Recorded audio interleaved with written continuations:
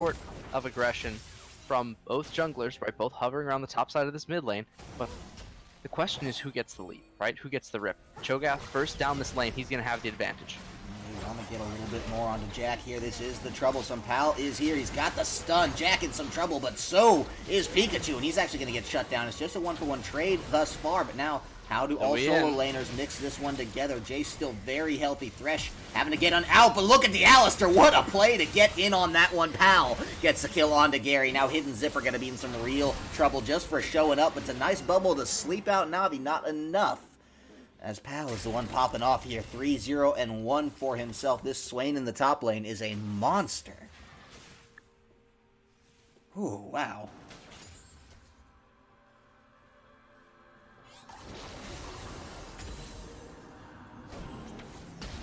This is pretty expected, I'll be honest.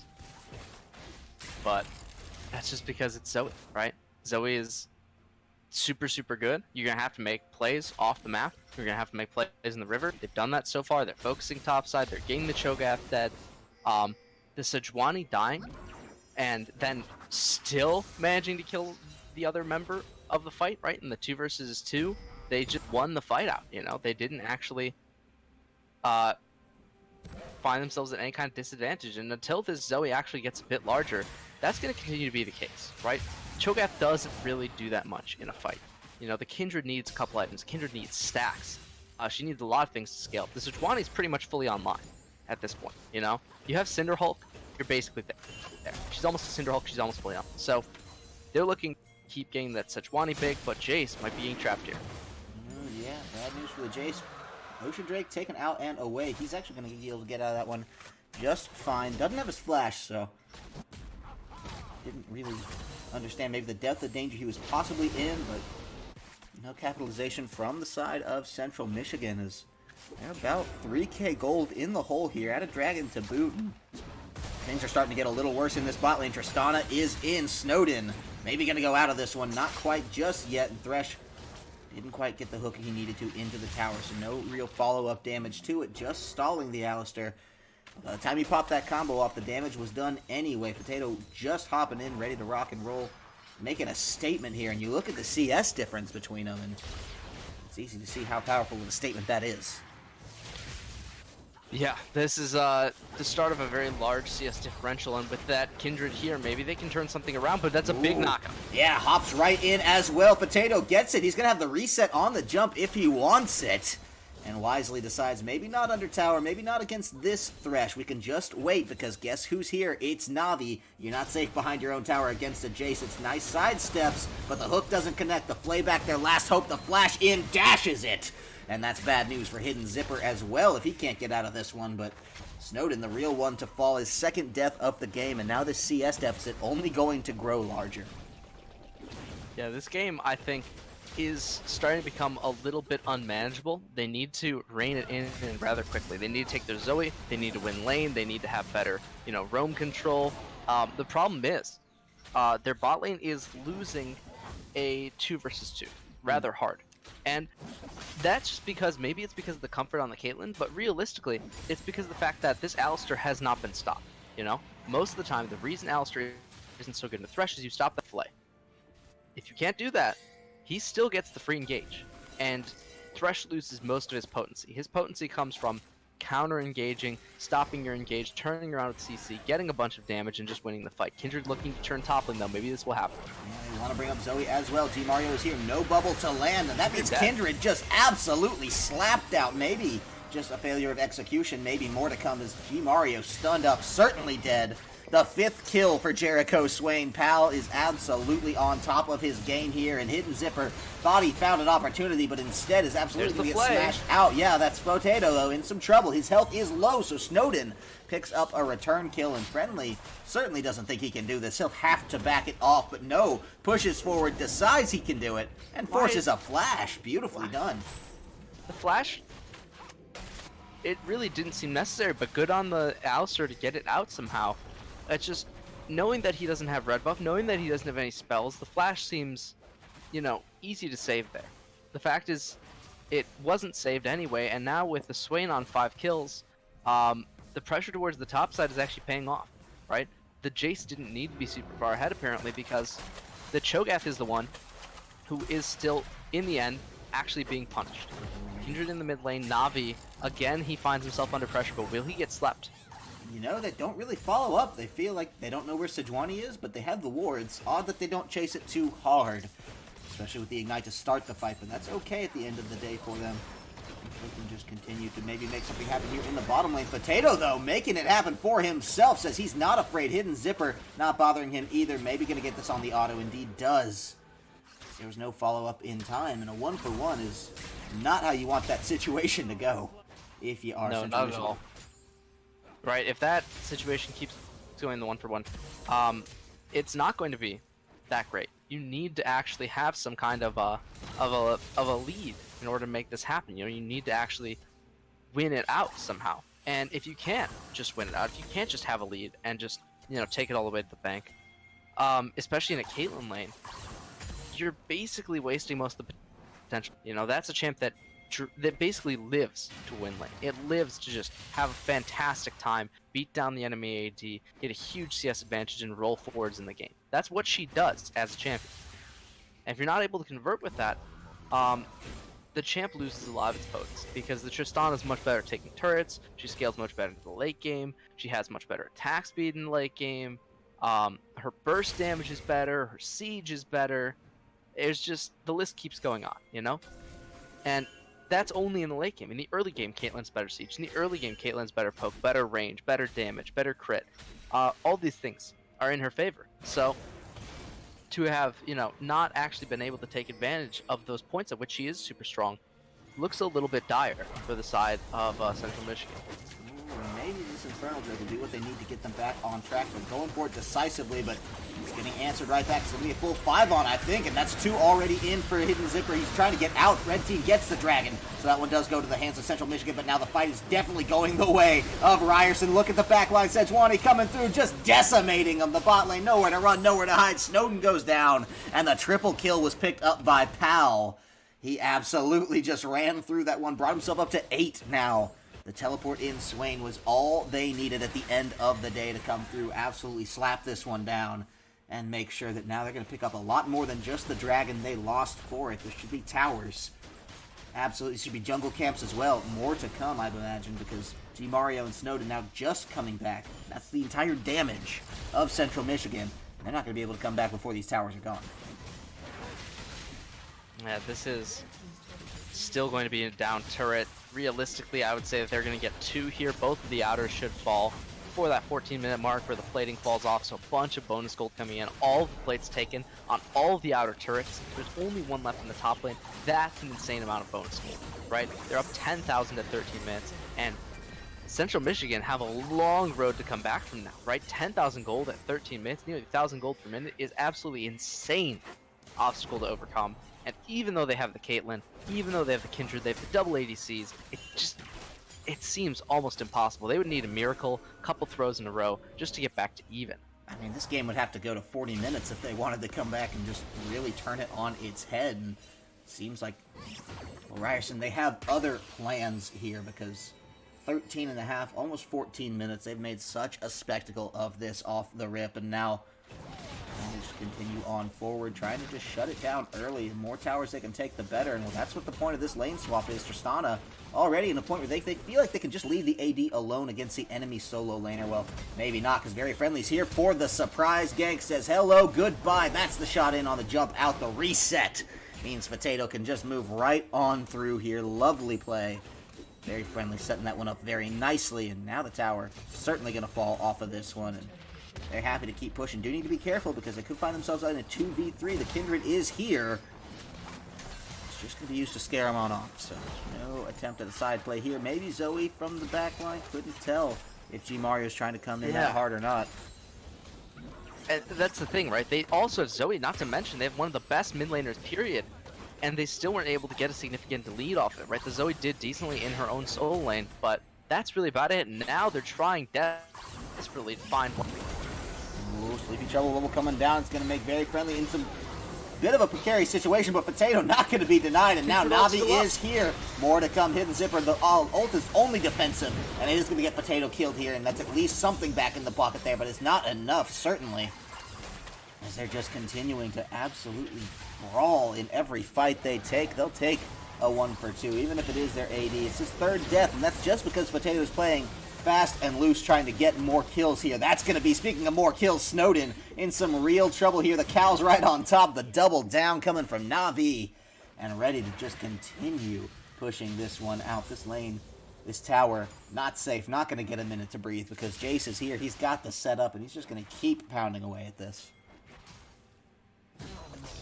This is still, man, a very difficult time for the side of Central Michigan. They are quite behind as of this point. They haven't found a way to get back in. Even the time when they did try to catch people, this Kindred isn't having the impact they want.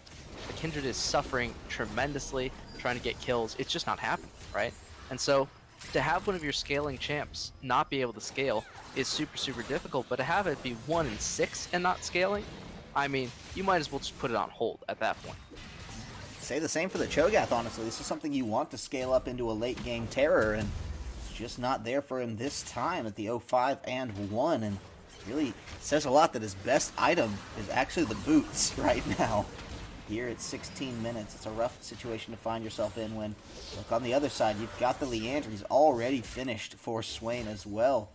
And of course, the Rod there, so a lot to process. Bad news in this top lane. The mismatch from the start, they certainly knew what they were doing when they swapped into this. Said, no, let's really put the Swain against the Cho'Gath. We don't want to deal with the Zoe. Some slippery play, and they really just managed to tide over the Jace, which that lane was, early game actually favoring G Mario as that Zoe, so flexed out a lot, shows a lot of resolve on Ryerson's part to be able to, especially with their jungle Pikachu, kind of swap that around, change up some advantages, and keep the game plan fresh and moving in a direction that works for them. Well, now it's going to be a drag. We'll see if they want to fight for it or if it's just going to be given on over. I think this one's just in the pocket of Ryerson. No takeaways on that. Didn't get a chance to see what it was, but I'm sure we will soon. Of course, it is an Earth Drake. That's what they want to pick up the mountain there. Now Pal's in some trouble, but it can be held on by Puppy. They're trying to get more out of this one. Here's Potato and the sidelines. This is Zwoni in the fight as well, trying to make a little bit more happen. Jack's already down. That's going to be another one in on the Hidden Zipper. Hungry, trying to get out of that one. Gary, I'm sorry. They're hungry for kills. Navi, hungry for towers as well. He's going to stop and try to get this one. Maybe more coming down. Very friendly, making the ace happen. It's all possible, and it's all thanks to the Alistair. The triple kill, though, the glory. That goes to Navi on the Jace, and they're going to slam through, taking yet another tower, probably an inhibitor as well, uncontested. It's going to be the Nexus towers. Those are the questions. Can they get those in time? The Rift Herald is going to say yes. Over, right? The Rift Herald is here, accompanying them. This should be very, very easy to do. It's trying to come down, trying to get more out of this one. That's Jack in some real trouble here. The Rift Herald, last tower potentially for the game, and yeah, 18.5 minutes, not even going to get a chance to deny them. They absolutely slammed this one down. 30 kills in 18.5 minutes. Answered only 6. Look at that gold lead, 42k to 25. Talk about a slaughter. Wow. It's just done, right? The thing is, about Rift Herald, it is stronger than Baron buff, right? I say that because it does 1,500 damage to every single turret that it hits instantly, right? You don't need extra minions, you need 1 minion. And so, as soon as you place that down, you can honestly easily take mid lane outer, mid lane inhibitor. At that point, if you get all of those off one Rift Herald push, which if you're 10,000 gold up, you really should be doing, the game ends. And we see it end right there. So, Rift Herald, super strong. They got it. They got their early lead. It was Ryerson. That's it. They did a fantastic job. I gotta say, it's going to be a hard reset for this next game. We're going to see if Central Mich has the mental to come back from this. Yeah, it's going to be really, really tough, especially too when you consider Central Michigan had a pretty good draft answer to some of this, right? They were, checking off the boxes when they did what they need to. They picked the Zoe very intelligently. They, placed a couple risky bets with, say, the Kindred there. It didn't quite pan off, but we will see if they can do the impossible, because after a game like that, I mean, a comeback seems tough, to say the least, but we're going to give them their shot at it anyway. We are going to kick it over to a little bit of a break here, and when we come back, we'll see if Central Michigan can come back in this series, take us the distance, or if it's just going to be Ryerson completing yet another 2-0. We'll be right back after this.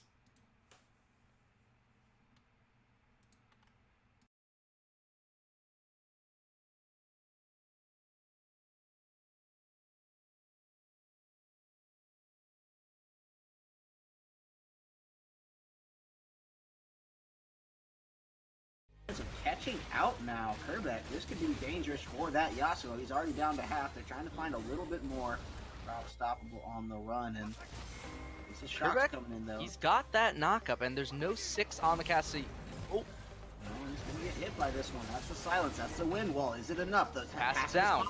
Zach, yeah, and that's gonna be Wamba taken down. But here's the bottom lane. Booster and Stood. Can they find the double kill? You're kidding me. Beautifully played by Kerbeck on this Yasuo now, and Stood is in a lot of trouble.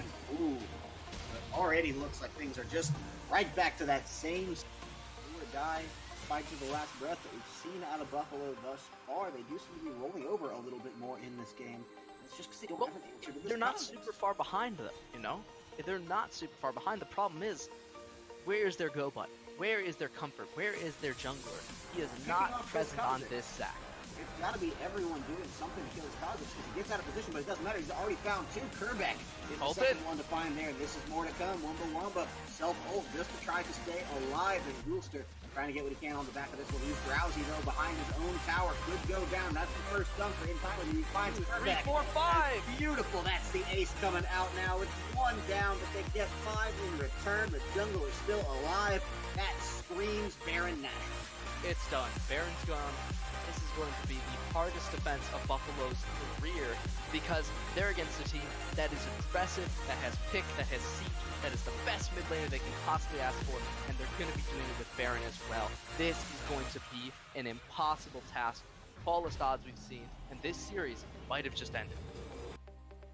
Yeah, you really can't, because they're going to take advantage of it, just as they have again, and now the Urgot's the one in trouble. Yeah, has to flash out of that one, but the Sejuani ultimate does come through at the end of it all anyway, back into his minions, so he may be okay here, but he's going down to about half health. Stun gonna be close here, but not quite enough. The full dive is coming through. Can I heal? He's just running away from his tower. He actually needs to try to turn this one for a kill, and does indeed. Can he get away from this? Are you kidding me? Hey, I'm Bear. Stun doesn't land. No way he gets out. That is insane. Can I heal? Just never saying die. Beautiful to play. Brother not going to get it. Actually could turn around. Chimify getting that kill down, so he's finding himself a kill here as well, and this is going to be bad news for Roos, actually. He's going to be so troublesome up, but a nice double shockwave means he's going to be able to possibly mitigate some damage back. Doesn't matter with the Ragnarok. He's out of this one entirely. Kevin Train. Or not. What can you do? Kicks him the wrong way, but right into the Jace, and beautifully done. Kevin Trang puts himself on the board as well, getting a kill here. Wow. Okay. But once they found it, they just never looked back. So, this ASU team ready to rock and roll, ready to make it happen. That's the double engage now from the Alistair. He's not slowing down. Kevin Trang trying to get in for a little bit more, but in the meanwhile, Can I Heal the front line? He's the one taking down the real beating, and the Cow's just going to knock that passive away, knock him up, make sure he can't catch anybody here.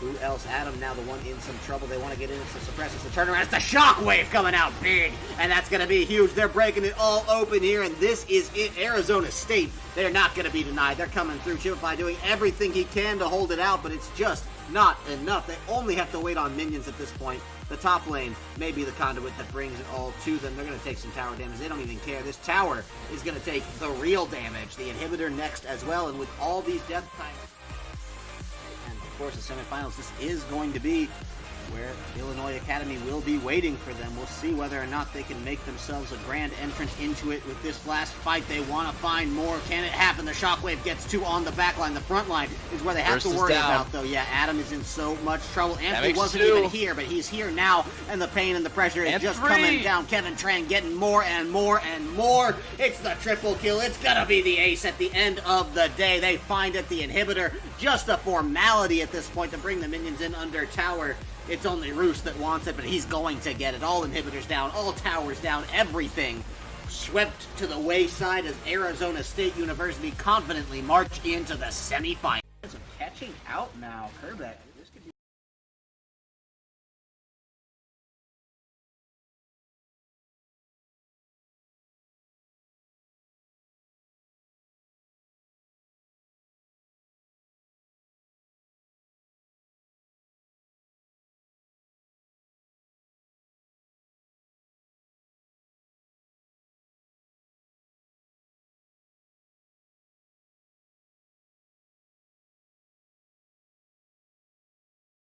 as Ryerson hoping to close this series out against Central Michigan. They're going to have their work cut out for them on the side of Central Michigan. I can say that confidently. The way that first game went, Ryerson looking nigh indomitable. We'll see whether or not they can continue that pace out, or maybe just a side swap. A little bit of shakeout time, the magic that Central Michigan need. They've got to change something. They got to change it quick. That's the truth, right? That was an insanely quick game. Life is too short for fear. Yeah, you're not wrong. Same bands so far off the rip. We'll see if we get to see all the bands this time. I don't know if those lobby connection issues were, just spectator stuff, or if, the client itself was having some problems and those bands actually slipped through the cracks. Usually if that happens, they just message the someone here at CSL and tell them what the bands are, and that's all well and good. People know. So even if we didn't see them, they were still acted upon and honored. Man, I don't get the Alawi ban. I've looked through everybody's profile. I don't get the Alawi ban. So it's just something I am not understanding here. But you gotta think, right? With how poorly last game went, how quickly it ended, that more has to be swapped up in their ban phase. It can't just be the same bans over and over again, because if you're expecting, everything to change on the side of Michigan, you can't just, ban Kha'Zix, the Blanc. Okay, they swapped it up. They got the Jace ban in. That's a bit different. But is it enough? I don't think so. They're going to need quite a few takeaways. Their mid lane did decently. It was about the only decent to slightly winning lane they had in terms of the 1v1. They need a jungle. They need a jungle that is super strong, super consistent, able to actually win. If they can do that, right? If they can get a jungle that actually has that happen, things are going to look fantastic. So instead of the Kindred, get me a Lee Sin here. Get me, anything that actually has a huge impact on the map early enough in the game, right? Because that was an 18-minute game. You know what Ryerson are playing for. They're playing for an incredibly fast, incredibly effective early game, trying to win off that. So knowing what they're trying to do makes it a lot easier to counter. All you have to do is say, okay, if they're playing aggressive, we're going to play aggressive. We're just going to, take our picks, go aggressive with them, and hope that it all works out. And here we see, actually, Huncho going for his signature pick, the Renekton. This is something he's been playing a lot of in Season 9, as far as I've seen. So in that sense, I'd say this is a pretty good pickup, because Renekton's very good at winning top lane. That's something that they didn't do last time. I'm much more optimistic to see a Renekton up here. Cho'Gath is quite lacking in the damage department. He's quite lacking in the proactivity department, in the mobility department. Renekton has most of those things. He also has level 2 cheese and some other things you can do with him. But Lucian Braum is a pretty dang good start for Ryerson. Yeah, they're going to be very happy to pick that one up. Lucian, of course, banned out last game, and this time they decided to go for the Jace ban on the side of Central Michigan. It's a little tricky. I don't think you take a look at that last game and say, man, you know what the only problem was? Jace. It's like, every other thing was a much bigger problem. The thing is, if your mid lane was your strongest lane, you got to enable your mid lane to be your strongest lane again, So what I would say is I like the Jace ban, because it's the only chance they have at getting their mid lane a winning matchup, knowing what the other team plays, right? So if you know they're playing Jace, you can't win against Jace, right? You don't just straight win against him. You need them to pick something else. But having said that, Jax is impossible to deal with unless you get the Scion, right? You need Scion, you need Urgot, you need something that can kill the Jax before he gets to his item spikes, because now they've got the Lucian Braum to get them through the early game, and they've got the Jax to get them through the late game, right? They can absolutely ban these out as well if they wanted to, but instead they just opt for Graves off the table. They know, of course, Jax is locked in against the Renekton, and you're not likely to see the Scion or Urgot anywhere else, but just in case. Yeah, They, just in case it's right, you know? We will food. You need to find a way to open this up a bit, I think. You need to say, okay, if we got the Renekton, they've got Jax. Is that going to be enough, right? Is he going to go top? Is he going to go jungle Jax? Jungle Jax is still incredibly strong. They banned the Zoe. That's super important as well. The Zoe's so strong. If you let that through, they were going to take it again. And I'm surprised that they didn't, knowing what they do. But knowing that they didn't take the Zoe, now the mid lane pool is going to become even more pinched. So this is going to define, right? Is it a jungle Jax or not? It is not a jungle Jax. It's a top Jax. It's a little BM, actually, as they pick up the Kindred, but talk me through this Elise ban, right, quickly. What's going through the minds of Central Michigan as they're trying to get Pikachu away from that champion in particular? Because that one doesn't make sense to me. Elise is a champion that is okay in the current meta. She's not insane. She's not crazy. But more importantly, the Elise as it stands is relatively okay at, being an aggressive jungler. And let me take a look. I do have a couple stats here. Maybe it's just a comfort. Well, we can get back to that, actually, because there's a lot more unfolding here. There's a couple other things that came down. The Ahri, another comfort pick, the Jarvan. Yeah, That's insane, actually. This team comp is rough from Central Michigan. This is going to be tough, even for the Braum to stay on, the Jax to stay on, the Kindred to stay on. Silas, an interesting pick as well for the mid laner here. Yeah, there we go. I had the stats up. It's he plays a lot of Elise this season. Gotcha. And Okay. He's 67% win rate, 8 over 4 games. Makes all the sense in the world now. Yeah. So the thing is, though, he's also incredibly good at Kindred. So not super sure about the ban phase. I would more have expected a ban, towards like potentially something else. I don't see the Elise as being the pick here. It's very good in solo queue, but not even very good in solo queue. It's okay in solo queue, but everything's okay in solo queue. If you can win on Elise, you can win on anything. You can win on Shaco, you could win on Evelynn, you could win on Twitch jungle. None of these things work in the real world, right? Real world being defined as 5's League of Legends, because even though you've got all those things, even though you've got all those jungle picks, even though they all do fine, you realize you get into teams and you're like, oh, they actually know when I'm leaving and where I'm pathing and what I do. All right. I can't just walk into lane and get free kills most of the time, So this isn't Apex Legends. We don't have the sophisticated ping system in League of Legends to tell you the enemy's every move. Solo queue does kind of break down that way. Passives to tell you when someone's aiming at you, Beautiful, beautiful. Yeah. Anyway, besides the meta references, what I gotta say is this is going to be an incredibly tough game. CMU's reset mentally. We're going to see how strong they are. We're going to see where they've actually kept all their reserve, if this is the best picks they've got, if they even have the draft, right? It's all going to come down to this game number 2, because if they do lose, it's going to be an important first loss for them, right? Yeah. This is about playoffs. This is about getting to the next stage of the competition. Any loss could be the one that puts them out of this. And, both teams, very good standing in their group. I believe 2 teams out of each group are going to make it in, but, seeding so terribly important. So I don't know if this could be the defining run against them. Obviously, getting this one knocked down would sting. If there's another team as well that's sitting around that 4-1 area, it could be really troublesome. Not getting the 5-0, the 6-0 later down.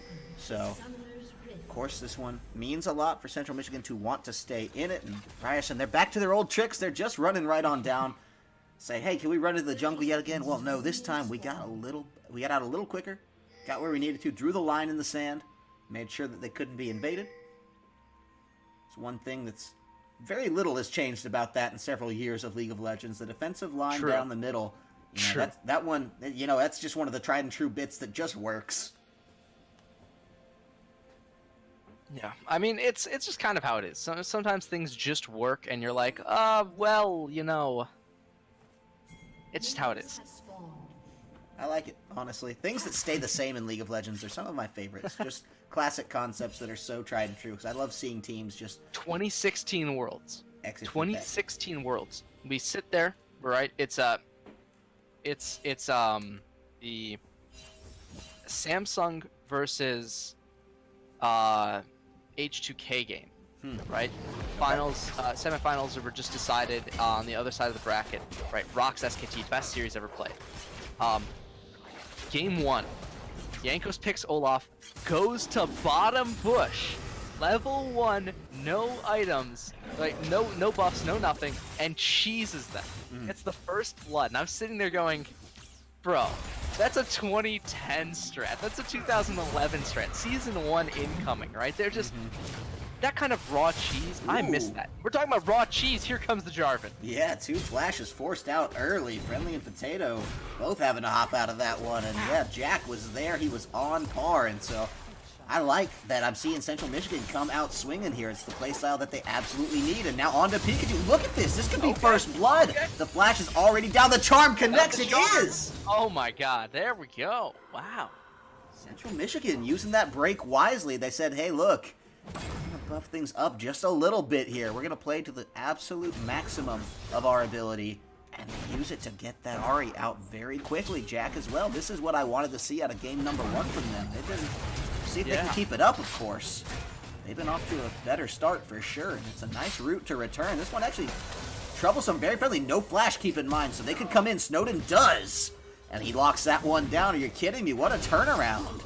Already, Gary, what can you do? The answer is bait in Jack. Not enough. There's the leap out. Jack's at least staying okay.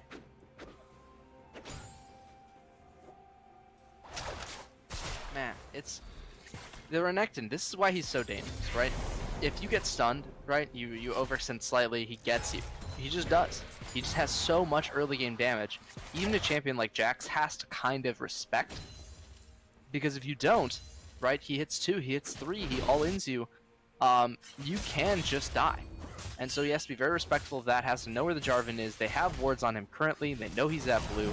So with the lane shoved in, the Jax can actually walk over to assist the Kindred and taking his buff away. Ooh, yeah, bad news for Jack Flash. here. Yeah, this should be the blue buff given right over. We'll see if he wants to come back and do anything daring for it. Shouldn't, you know? Yeah, the answer's no. Ooh, now, actually, here, this is an overextension as well. yeah, Gary, trying to find the overextension actually from the side of Ryerson, but they were not baited to follow on through. They were not trying anything too terribly cheeky here, and almost caught in a triangle, but did not end up getting collapsed on. And good news for them, because they needed a win back on this map somewhere. Down about 1,000 already. Most of that's just the kills, as their CS is actually looking better in most other aspects of the map here, but regardless, we'll see whether or not they can find a way back into this one. Navi actually taking some real damage under this tower. You, Mario, I thought you didn't want him on the Zoe, but his Ahri play has been so much cleaner. It really has. I mean, that is... it's a champion that's continuously in the meta. We talked about this so many broadcasts before. It's just... Ahri's always going to be there, you know? She's got mobility, she's got wave clear, she's got burst, she's got CC, right? And a champion has so many things, it doesn't matter how meta or not meta they are, they're still going to be played, especially in solo queue, but also in 5s, you know? Because there aren't any defined super weaknesses of the champion. So you can always be able to say, oh yeah, I play Ahri, and everyone's like, I could see it, you know, it'll work. Besides that, like, really small stretch in 2015 where we had, you know, mid-Zed Talon Quinn. You know, Quinn is the counter to the other two, and it was kind of a The darkest rock, paper, days. scissors, Spock situation. That's it, right? Besides like that, where the mid lane is just inhabited by only pure burst champs, even then I bet you could make an argument for Ahri. She's just always going to be there, right? It's like another one of those champs, Orianna. You know, you can always play Orianna. She's always a control mage with just enough mobility, just enough CC, just enough survivability to be still viable in every meta. See whether or not that survivability keeps them alive in this series, because keep in mind, better start for game number 1, then game number 1, of course, but game number 1 did not go their way. They are playing with their backs against the wall, and the good news is they're playing like they have their backs against the wall. Most teams, Also true. yeah, shy away from that, we see, but coming into this one, aware of the circumstances and aware of how they have to play, gives me some hope that maybe Central Michigan will be able to take this one on out and through. It's a question of execution and, you know, answering some of these tough questions that they have against them already. So we knew the jungler early from the side of Ryerson. Pikachu, this guy popping off insane. This time they've shut him down pretty well. That's one question answered. Another one's the top laner. How do you deal with this Jax? Because now you're more than 10 CS down. Wave is crashing, and you don't really feel safe under your own tower. Dragon, Infernal will help as the game does go on, but you cannot get caught out here for this. Yeah, if they get caught out, I mean, that's going to be basically the end, you know? No, you know, anything else. It's just going to be the end of everything. So they have to be respectful. Michigan have a slight lead. They know they can win this. They know they have the tools to do so. But they have to, first off, outscale this Jax, right? And second off, they have to actually find some damage onto the Kindred, you know? And after all that's said and done, they still have to contend with the most broken champ in the game, which is Sylas. You know, countering Sylas, I think, is basically impossible at this point. We saw the C9 TSM game. Sylas basically single-handedly won C9 a losing game, just because of how strong he is. So this champion is putting a lot of stress and a lot of, you know, pressure onto the table, because if you are good enough at executing with him, you basically can 1 versus 9. And that's not really stoppable with his current amounts of healing, survivability, CC, etc., and low cooldowns for his rotation. Curious to see what those rotations will be, because he's not really made too much of it yet. He's just happy to continue trying to get some of this gold disadvantage back in the form of CS. Mario will be up just a little bit more with the kill. He needs about 10 more CS to make that flip back even or so. Not sure if he's waiting on that or just trying to get the solo down. He has the EXP advantage. He just wants to feel a little better in this lane. He did lose it out pretty well early, and either way, this predictable play, safe static, I'm not leaving lane, I'm not threatening the roam play, does favor then Central Michigan. If they just know where this guy is, it can keep kind of a lid on him at all times, and can give Jack opportunity to find Pikachu here in this jungle like that. And that's a flash forward, trying to actually just kite with the crab. But this is bad news, I'm sure, for Pikachu. Yeah, He's gone in pretty hard for this one. Jack can't get out of his own Cataclysm, and that's the bad news. Sylas kept him absolutely locked in. I think it was too thick of a wall because he was trying to get over 2 walls, his own Cataclysm, and then that certainly little corner there in the mid lane. Either way, it cost him his life on what felt a little avoidable, especially with flash up.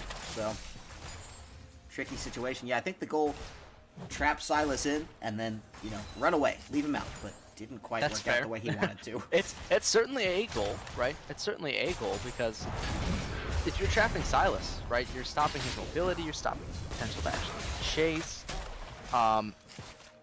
It's a good thing, but to, you know, have that Cataclysm be trapped in it with him, not so great, you know? A little bit of the classic Rorschach from Watchmen. I'm not trapped in here with you, you're trapped in here with me. Good times. They do. Man. Oh, great scene. So great. You know, that was one of the few superhero movies that was considered good for, you know, the advent of new Marvel. Oh. Ooh, tricky. Okay. Yeah, how's this one Wow. gonna go? More Gary's Flash. in, he wants it. Can you get Pal the answer? No! So close, and that's the bait, actually. Yeah, Navi here. There's no way he gets out of this. I don't think so either. The double buff Navi so clean. That's the 2nd kill now for this Sylas, and just like that, gold lead is back in the hands of Ryerson University, and not quite looking like they're back up to their old tricks, but ooh.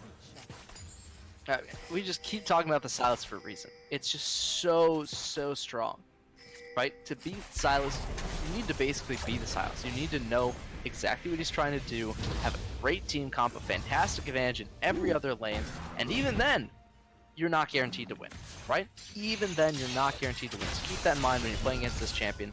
Don't take it for granted, and realistically, probably should just ban it. Yeah, it's something I think maybe caught him a little by surprise. I know it's a newer champion, but you can't just expect that the enemy mid laner is not going to know how to play it.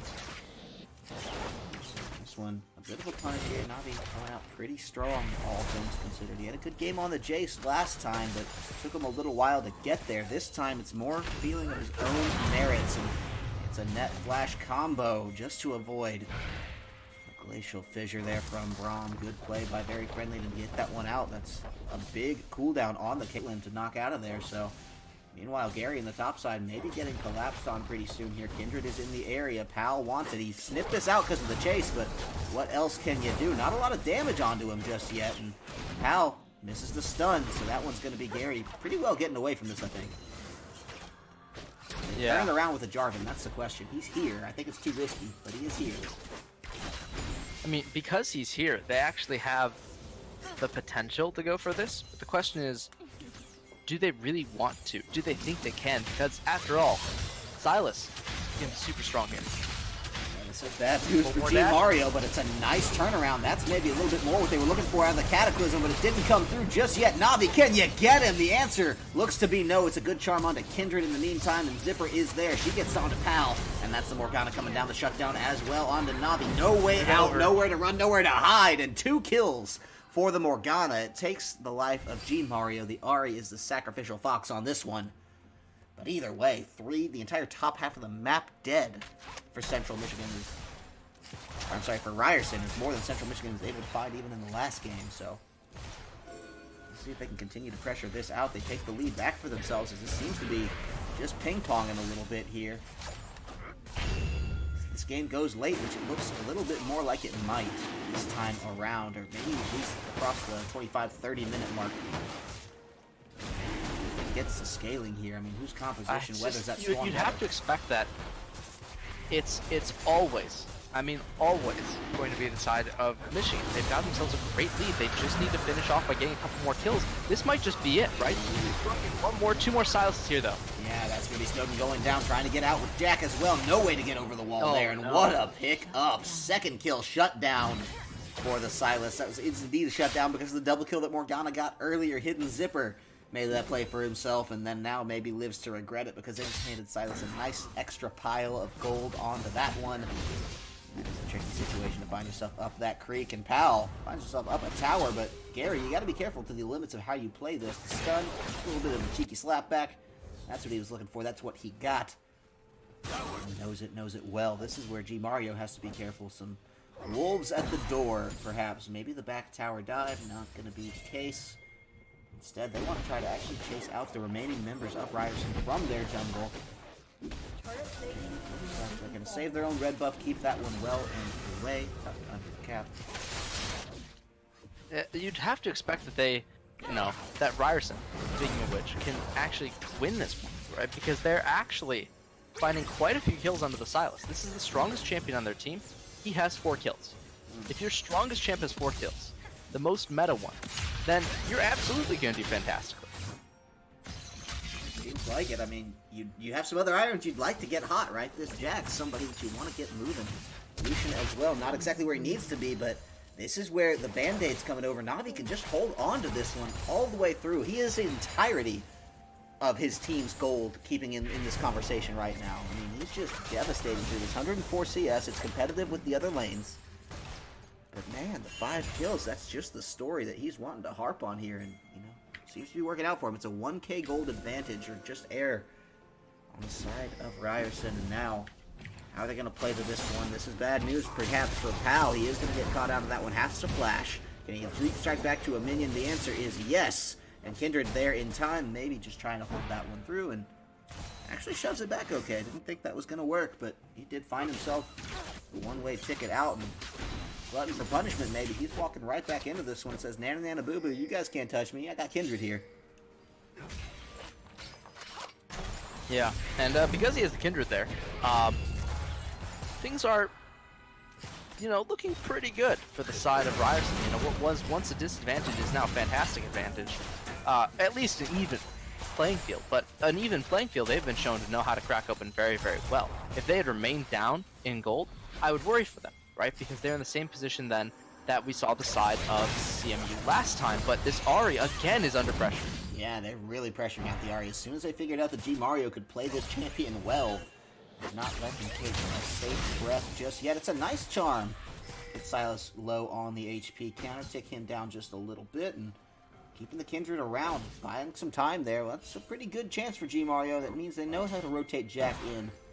Don't quite get him where he needs to be on time, and it worked out for him this time around. Hidden Zipper tops of Zanya's, but the Soul Shackle going to be very easily walked right out of, so not what they needed out of that one. That was actually the stopwatch, not even the full-on Zanya's yet. So, pretty big play to kind of miss out on there. Didn't get the kills that they wanted out of it, and Now Gary on the back foot as well. 16 minutes into this game, keep in mind. Ryerson were winning it last time. They were taking the Rift Herald. They were cracking down the towers. This one, not the same way. The Rift Herald's still actually up on the map, and an objective that they need to turn their attention to soon. Yeah, and because of that, because of the Rift Herald, which was so strong last time, you have to expect that Ryerson are going to know their new game plan, right? They're going to be about the Silas, pressuring in the mid lane, getting a shove off, getting Rift Herald off, right? That's been their game plan so far. It's just been Silas shoves in, they get advantage off of it. Jarvan now challenging into 1 and 2. Ooh, both the Kindred ult. Wants a little bit more out of this one. The charm comes down, almost gets him. Do they find him? Pikachu. Keeping one, that's going to be him going down, though. Zipper, again, another kill steal, perhaps, for the support. We'll call it a secure, as that one was at least on the questionable echelon. Another Dark Binding, not going to connect, though. Zipper has to get himself out of this one. Black Shield not there for G Mario, who does get stunned up, but does find the kill for it anyway. I think the Ignite's going to get him. Indeed, it does, and that one actually goes to very friendly Braum. So these supports, you know, dipping their hands into the cookie jar of these kills here. 9 and 9 for each team. Morgana getting about a third of her teams. And Braum just wants a little bit. He just wants his name in the conversation. Says, hey, at least I'm not our top laner. At least I have a kill, right? Oh my gosh. The BM. I guess that's the truth, right? But it's certainly difficult right now, right? They need to find some way for this Braum to actually be... Oh my gosh, Morgana's so low! Look at him! Potato just under this tower, devastating the shield. Will absolutely crack that one right back. You saw Potato the stutter step just to BM, maybe to secure it. Who knows which one that was, but this one, Pikachu, gotta get out there fast. Try to turn around, it's going to say good Glacial Fissure to stop the Jarvan halfway. Look at this, Ryerson bait this back immensely, and now Gary's in some trouble. This will be his second death, the 7th kill for Silas here, and now maybe more to come, and Snowden in some real trouble. Potato picks up himself that one, though. Happy to grab it, 3-0-4. Lucian says, you don't get to be the only one in this carry discussion here. Bad news, though, for Pikachu, as G Mario clips up a big one. Yeah, this Ahri is still picking up kills even as they start to pull away. They have to be careful, right? Look in that rear view mirror, because Central Michigan are not done yet by any stretch of the imagination. Even though you do have a 7 and 2 Silas, the game is probably over. You have to keep in mind, right, where your other drivers are. If they're in range, right, if they're in striking distance, they're absolutely going to try and pass. So you need to make sure, at the very least, right, that you only give them the outside. Okay, that's too many metaphors. Anyway, what I meant to say, right, is the Silas is so strong, you need to make sure he doesn't give up the bounties, right? He starts giving up bounties, he starts dying repeatedly, he starts getting picked, anyone starts getting picked. The game is losable then. So, don't give up too much, basically. And you take a look at this playing field, and sure, the gold is there. Ooh, Soul Shackle actually can't get flashed out of that one. It is going to stun him. Nice chain right into the binding as well, but can you find more before that teleport comes through? Jarvan is here. The answer is yes. They're going to get him shut down. It's a big one. You were just talking about it, and now Tal has to get out of here, or at least buy time for Kindred and Braum to get here, but should be in some real trouble if not. That's actually going to be a nice shield from Braum. Very friendly. Absolutely cutting off Snowden here. Very well done. Tal does get traded out back for this one, so it's going to be a 1-for-1 after the fact there, but 2-for-1 in the total since they did get Navi down. A good stall tactic, but maybe not good enough, because Pikachu, we've seen him take 5 deaths already. This is almost certainly going to be number 6. Nowhere to run, nowhere to hide. The ultimate just buying some time here. It's not enough. The Baron on the map. The Dragon as well, more likely the target. We'll see. This one does come about in the post-20-minute game. Every kill starts to matter just a little bit more. The looming threat, of course, that is Mr. Nasher himself. Mario, you gotta be careful here, man. Botman can and will dive you. It's the support coming up for Hidden Zipper. They know that, they hold that. This might be a bit of an overstay if they land a binding, but Gary, they're not in enough time. Do, of course. Got this Caitlyn looming as well. Sorry, the Silas looming with the Caitlyn ult. I was very confused by that for a second. Makes sense now. I was hoping it made sense at some point, because the Silas is strong because he can keep using ult, right? In a fight, we're talking he might be able to use 2 or 3 different ultimates from enemy champions. So if the ults are impactful, right? If they're things like the Renekton ult, if they're things like the Morgana ult, he gets those steals because it's a point-and-click ability. The fight can absolutely turn because then you're fighting against another 2 or 3 ultimate abilities, which you just have no answer for, right? It's like the enemy team has like 7 or 8 ults and you only have 5 still. Yeah, it's just a sheer math game at that point, and more is better in League of Legends. More kills, more towers, more gold, all of it just equals better. See whether or not they can continue out this streak of getting more, finding it for themselves. Ryerson been collecting, but they've been going a little hard in that pursuit, and sometimes it's been punished. You see right there, Pikachu even still away, and the flash burn into a Caitlyn auto is one of the story old as time. G Mario under tower, also a story long for the waiting. That's 1,000 gold that just went to Hidden Zipper's pocket just for killing that Lucian. That is Straight insane. 1,000 gold, just like that. Wow. Potato has to be a little bit more mindful of that kind of stuff. What a binding! Hidden Zipper on Morgana. This guy is here and here to play. He's been involved in a lot of these kills. He's got a high mechanical level on this, we can tell. Just knows exactly how to read it. Beautifully done. Yeah. It's it's certainly incredibly hard to bring down the Silas, but at the very least, it shows that he is followable. We mentioned if the Silas starts to die, Silas starts to lose, there's a way to get back into this game, and it's called free gold. This is exactly what Central Michigan is taking advantage of, you know? They're saying, okay, we might not have the best champion, but we've got a pretty dang good champion, you know? We've got a lot of them, and one of them has basically infinite CC, so if the CC lands, you can bring down Silas, and that's exactly what they did in that moment right there. I think that if the bindings keep landing, if they keep connecting, if Hidden Zipper still happens to be the force, you know, the tour de force that he's, you know, attempted to be so far, then there's still a really good shot for Central Michigan in this game. But what they need to do now is convert that, you know, even gold into somewhat of a lead. They need the mid turret. They need some space in the map. They need some kind of, you know, either pressure or map advantage to be able to start to take the lead. Because we haven't seen that very often, you know? We saw it the very early parts of this game when they had their lead, but since then, hasn't really been the case. Talk about a 400 gold split, give or take. Maybe even shortened here. How more of an even game can you find? The Drakes tipping the scales just a little bit to the hands of Central Michigan. That's their favor. The Silas, loose in the hole perhaps, coming out now for Ryerson here. Nice stun up. Sorry, that was taken on out through. Even game at 24 minutes, almost 25 now. This is where things get very interesting. We talked about Central Michigan, how well their composition is going to scale into the later parts of this game, but you take a look at a Jax that goes late too. He hasn't done the best in lane, down 2 kills, but it's relatively even compared to that of Gary. He's also down 2 deaths there, nothing answered back. CS dead even across the board. The later this goes, the more that Jax starts to become a ferocious split-foot threat, and he's already kind of working that angle. That's a tower answered back, 2 even.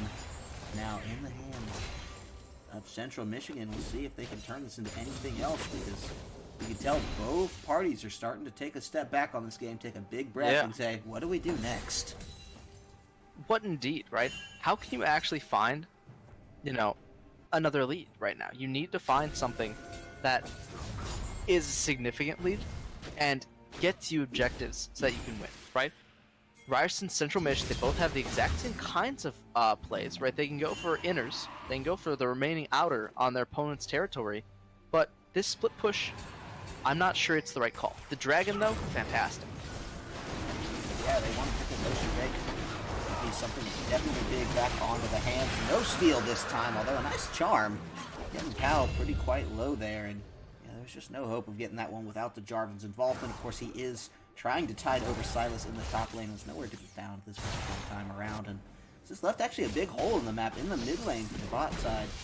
of Central Michigan to just start hammering away at, and we'll see if they get a chance to maybe deal some real damage to this tower before they get capitalized on. And there's no turret plating anymore, but well, Lord have mercy, that tower did fall fast. They're happy to take that one out. It's a pretty nice little macro play. The nice advantage going into the hands of CMU here. Yeah, certainly, right? And every macro advantage they get, I think, is something that's, you know, very coordinated. Every time they play, they're like, okay, last game didn't go so well, but now we're focusing. We're saying, okay, this is exactly what we need to get this objective, go do it, you know? And they repeatedly have done that so far to get back into the even part of this game. If they can continue doing it, obviously, they're going to take the lead at some point, you know? So we'll have to see if their consistency holds out, or if they make mistakes sometime. See, mistakes, especially the later the game goes, can just be so critical. Death timers do not stop scaling, unlike some champions in this game, and so they will get to the point where it's just enough time to literally walk down any lane of your choice and end it. Not quite there yet. We're still good ways from that level of death timer. We cross about, what, 35-minute mark or so before it starts to get a real threatening presence without something like Baron or Super Minions already kind of supplementing that. That's just if we stay in this kind of really weird zone of maybe a kill, maybe a pick, the here or there, the rotation around the mid lane, the bot lane, just kind of slapping around, but in this even game. Somebody breaks open an objective, that story starts to change a little bit, and I think both teams very well aware of that fact, and both pretty happy to just continue this scaling, stalling game. Maybe just a little bit of brinkmanship here. We'll see who backs down first. Cold War of the League of Legends front, you know? It's a real question, right? The Silas is farming the enemy jungle. He hasn't really been challenged so far, but now this Renekton finds his first 1 versus 2. Yeah, let's get back to the tower. He is stunned up under it, and actually no flash here to save him, but does hold out just a little bit. Almost gets onto Pal, but no, that was Navi playing it really well to the limitations of his champion under that tower. G Mario trying to come in, though. Answer this one back, and one more ult charge should do it. The flash was there, the ult was not, and that's going to be enough now to make sure the problems go down in the Baron pit. This is where they want to find more. It's a nice double Cataclysm, very friendly, going to get slain out here. G Mario did die on the bottom side as well. Hidden Zipper. Nice Zhonya's to hold off Potato there. They're trying to find a little bit more for him. Jack, can you have it with the flag? The drag, it's all going to be there, but he almost dies. The redemption, just the one to save him. And downtown, it connects the Dark Binding. They're going to get there, they they're were going to looking lose an inhibitor. Ooh, it's a deadly trade-off here, and I don't know if they can hold this one out through. And They will get there. certainly going down. Right? But inhibitor for Baron. Question yourself, is this worth it? Is this going to be a worthwhile trade? They need to do something massive with the Baron. Oh my god, the inhibitor. Get inhibitor. Wow. So that's really the two Spawned towers. just in time. 2 towers went down. That swings the tower advantage. It was a 3-2 deficit for Ryerson. Now it's back up 4-3. They got 2 towers just off of that bottom lane push with Silas. He also got some very needed kills. G Mario and Gary both added a little collection of kills that he's been building there. And hey, why not a red buff to boot? He's actually a level down from Gary. That's surprising to me. Not when you look at the CS, I guess. He is still quite behind in the greater CS discussion here. But either way, this one, it's a very interesting playing field now as we're right on the door of 30 minutes here in this game. The Baron here now for Central Michigan, the exposed inhibitor for Ryerson. See whether or not they can make anything of it. Pal charmed right up. Mario gets the kill for himself. Happy to have it. Could have gone to either. This game would still be progressing the right direction for CMU. Speaking of that direction, well, it's straight down mid. Yeah, and if you know, if you do find yourself at the behest of a Baroned up team, you don't even have an inhibitor push, you gotta think maybe, just maybe we can't stop this. We'll have to see if they actually can, because right now CMU are looking very good to get at least this inhibitor. This is the Caitlyn siege that you have when you just get this champion across the midpoint of the game and still relevant. And this tower is taken on down. Caitlyn really the only one that was able to threaten that without beating down the door. Just trying to deal some AP damage. There's no Lich Bane on the Ahri, not going to be able to take out towers that well. And that's got the exposed inhibitor on the side now for Central Michigan, they're happy to have Ryerson's face wide open like this. G Mario, you gotta be careful. If that dies. stun connects, yeah, this is terrible for them. They need to keep that Baron alive and low. They must protect this at all costs, and they want to find the fight. This is going in. Pal gets Mario. He's on the back line. That's Caitlyn down as well. This is going the way of Ryerson. Absolutely, they lose their jungler, but who cares as they're going to take down Zipper. That's the shutdown. That is the ace. As they come through, they get the kill lead back. They're certainly going to get the tower lead back. Baron off of every member here. What an overextension. Oh, man. And all for a Mountain Drake they didn't even get. This is Ryerson firing back dramatically. This is the Empire striking back. Death Star primed and ready to rock and roll. Ooh. That's 2 towers already. Maybe more. I think this should be 2 inhibitors here, if we're looking at this correctly. Jax is already on the split push. Nothing the side of Central Michigan can do. Those inhibitors will be gone before G Mario's even up. Yeah, they will be. What? I think it's just what do you actually do, right? Because at this point, you overextended. You gave them back the lead. You don't have the Baron buff. They still have the Silas. They still have the damage. You have to kill the Silas somehow. If you can kill the Silas, maybe it's gonna pan out. But that's the only chance. It is a long shot as well. He's got a 600 gold bounty on him. Not too shabby at this point in the game. They're trying to get that kill on the Silas, and you talk about it, well, sometimes all it takes is a ballsy J4 and a Caitlyn ult. And they did that one down right and through. Jack showing, hey, look, I had 7 kills coming into that. That's 8 now onto the Silas. You're talking about 10 kills, how impressive it is, how much he's just championing this game. You can't leave him out of the discussion. Jack is here, the J4 is here to play, and I think really a bit of a wake-up call that should be to Ryerson, that they can't just do whatever they want at this point. They want to fight. They got 2 inhibitors. Great. If they do disrespect, this is, Central Michigan that can still snap right back and deal some devastating damage. That's what a real snapback to reality is, right? That's just an insane cost to see that happen. That's crazy, right? It's like, okay, well, at that point, how do you actually stop this at all? Can you stop this, the Silas is so incredibly strong. You got him once, but at the very least, he has to respect being alone. So if you ward enough, now the Silas has to say, okay, well, I can't just walk in and do whatever I want. I have to actually wait a bit. I have to think, okay, maybe this isn't the best idea. Maybe I don't just win 1 versus 5. So for the Silas, at least, it's a little bit of a wake-up call. We'll have to see if the rest of the team chimes in more, but we're going to need to see something soon, I think after that last team fight, especially when you consider the way that it was initiated by Jack and Zipper in particular, playing Ryerson so well anyway. Oh, hang on, we may see some damage coming out, trying to get on the sidelines. That's G Mario there. That's a teleport back, actually, from Renekton here. Oh, big charm, bad news. Wow, Pikachu, you cannot make those kinds of mistakes this late in the game. 34 minutes. It's a 50-second death timer. This is the go button for the rest of the team. Jack's in there. He wants to find more. Pal's trying to get the backline. Charm holds him off. Jack gonna get slain out on the backline now by Potato. This is bad news. Pal does go down. That one's picked up. Navi very low. It's a double kill coming around for Potato, though. He's not out of this one yet. Yes, he is. Picked up. Caitlyn slays that one through. Very friendly, the last surviving member. And we'll see whether or not he can get out of this one. The answer's almost certainly not, but may have the hop to a minion. No, the ace comes through. That one is Caitlyn taking it all the way down. 5 kills now, 2 of them, maybe 3, just in that last fight. Big pickups there for Snowden, and he's trying to get to the point of hyper carry on this Caitlyn. He's trying to get ahead of the Lucian. Well, that's how you do it. Continuing now, it's an ace. It's a 5 for 2. We'll see whether or not they go for this Baron. Pikachu's up. They're going to put too much respect on it, and they have to control these minions as well. That's the benefit of those inhibitors that were given away so earlier on. It means they cannot threaten this Baron. That stays alive, and so do Ryerson's dreams of this 2-0. Yeah, you gotta...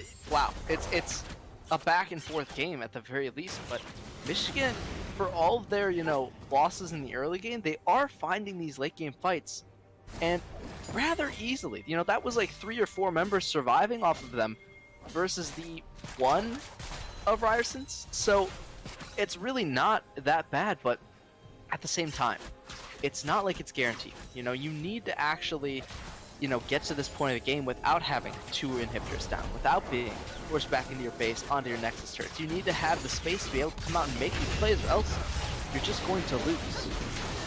There, and betting it all on black here, and they're trying to get more. That is going to be a nice Kindred ultimate to stop the potential steal.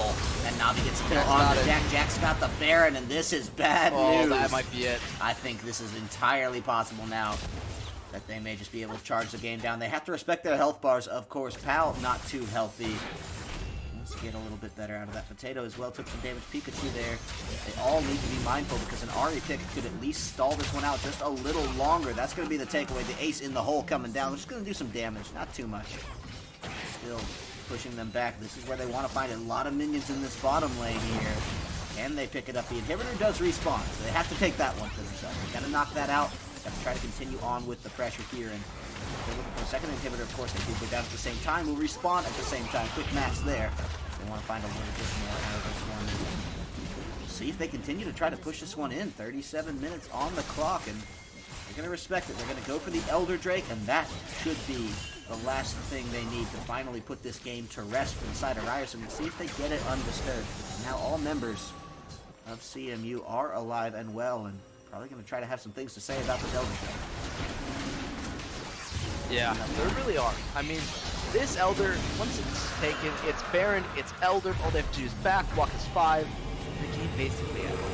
But CMU up to this point, 37 minutes in, the game almost over double the last time the last game took, right? They've tripled their game time, but they haven't found the victory yet. So they need to push just a little bit harder to get that last bit of victory, you know, that last bit of damage to win, right? They still need the win here really badly, but they just haven't been able to find it yet. It's so strange and bizarre that this series is running from one 19-minute or 18-and-a-half-minute really just curb stomp into now a 38-minute brawl that actually still has only a 2k gold split. Yeah, and 2k. A 1 kill advantage actually to the team in the hole here. I mean, this is bizarre. This is almost certainly going to be the W coming out now for Ryerson on this push. All they have to do is lock it down, but I wonder if this is not the kind of series that went to a best of 5 that we'd be looking at for game number 3. Either way, right to their advantage. They know it's a 2-game series, and this could be the second one. The minion just slapping from the back there. Beautiful cannon. Love it, just marching it forward. He's unperturbed by Caitlyn Traps, of course, and they have to be careful not to stray too far out of this one, because if they lose the safety of that tower perhaps not too long for this world, be devoured by these sharks that are on the side of Ryerson. They want the fight. They want to just break it all down here. Finish this game right around that 40-minute mark. What they're going to be looking for. 30 seconds. Yeah. Minions are coming in the bottom lane. They know that once this tower is gone, this is really the last line of defense for Central Michigan. They cannot hold them under their Nexus towers, and they're very well aware of this, so that little sliver of HP, that, 1/8, 1/9 of tower health, is the last thing keeping them in this game. They've already lost a Nexus tower just to the minions. Another one should be coming through, and this is the time. This is the patience now for the Lights. That's going to be the engage. This is where they have to bet it on. Red, they're coming through. Pikachu trying to get through this one. That's going to be a huge culling on the back line. They're trying to follow through. That's more to come with Huncharo Gary. He's trying to get everything he can, but Potato is just shredding through this already. G Mario and Snowden, the last 2 alive once Gary falls. Can you get anything out of this? The Resurrect says no already. And that is it. The tower has fallen. The GGs are coming down. The last Nexus tower, only a formality, and that's coming through the ace as well. It means that Central Michigan are going to clear this in the second game. They are going to move on through Ryerson will clear it over Central Michigan and put themselves 2-0 in this series. Yeah, that's it. I mean, it was a closer game. It was a much closer game, right? If we had seen that in game number 1, we would be saying this is one of the best series we've seen, but because it's a game 2, that's where it ends, you know? Just like that. I mean, at the end of the day, wow. Central Michigan, you gotta tip your hat to them, right? To come back and put up that kind of performance after what they had to slog through in game number 1 at least, that was, if there were ever an invitation to just roll over and die, it's that first game. It's 18 minutes. 18-minute game. Just right? says, hey guys, look, no one's gonna blame you if you just phone it in this next game and say, wow, we'll get them next time, right? But Yeah. they said, no, look, we know we can play to their level. We know we can take them the distance. And man alive, Central Michigan did take them the distance, just didn't close it at the end of the day. And Ryerson profited. I mean, one team fight shifted. Ryerson playing so well to say, hey, look, we got this team fight in the Dragon area. They made a mistake on their engage, and we flipped the script of the entire game from that point. It's just Silas, man. You can't ever fully stop that champ. Until he actually does get hotfix nerfed, I think we're gonna see exactly this happen, right? We saw it in LCS, we saw it here. He's just that strong. Indeed, absolutely so. Our eyes are definitely going to be on this Central Michigan squad, or I'm sorry, Ryerson squad. I keep flipping them in my head. The Ryerson squad, the victorious winners, as they do, of course, move on into the playoffs. Central Michigan still very likely to have one of those playoff spots, and a team that good at adapting, something that, we're going to be looking at a little bit more. Of course, we do have more League of Legends action coming out all throughout the rest of the season. We still, of course, have the Winter Invitational semifinals and finals. Once all of that gets sorted, then we'll kind of pop back over to the spring season. So keep all of this just moving and grooving. We are going to be, of course, wrapping this one up. CSGO to come after us. A couple quick announcements, of course, of the giveaways that we've been talking about here. If you follow at CStarling and at CSL LOL, retweet the tweet of this picture here, you could win that Lee Sin statue and the arcade hoodie. Get a little bit of IRL swag going for you there. Of course, if you were hanging out in the broadcast today, here at the beginning, you probably saw this one. The Watch Chat Win entered your name in the raffle. Well, winner going to be chosen for that one. Get your 25 RP ready to rock and roll for you there.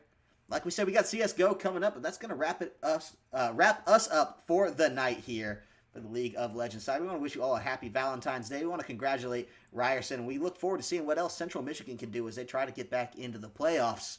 Until then, we hope you have a great night, and we'll see you next Tuesday, 7 p.m.